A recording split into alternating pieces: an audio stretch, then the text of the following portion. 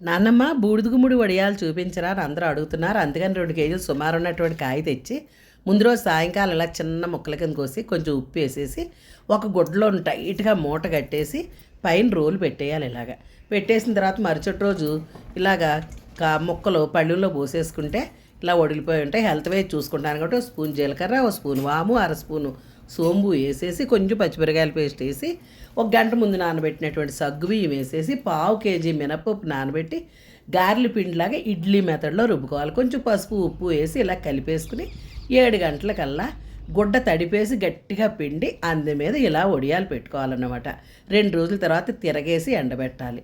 ఎందుకంటే అడుగునున్న వెట్ట కూడా పోతుందన్నమాట. 2 రోజుల తర్వాత తిరగేసి ఎండబెట్టి 3వ రోజుని ఇలా వడియాలు ఒలిసేసుకుని 4 రోజులు ఎండబెట్టుకుంటే ఆ తర్వాత డబ్బాలో పోసుకుంటే సంవత్సరం అంతా బూడిద గుమ్మడి వడియాలు అలాగే ఉంటాయి. చారు పప్పు చారుల్లోకి వేయించుకోవడానికి. నచ్చితే లైక్ చేయండి.